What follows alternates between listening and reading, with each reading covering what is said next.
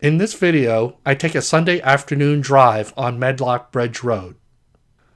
I start from McGinnis Ferry Rd, heading south until I pass Abbotts Bridge Rd, where I turn into a shopping plaza.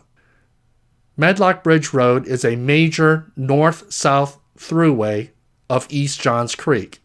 If you watch carefully, you will see that I pass by several businesses along the way.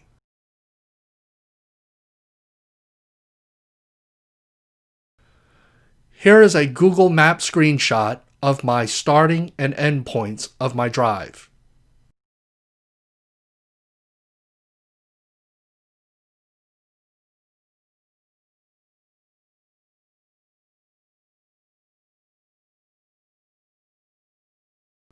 And this is where I begin my drive.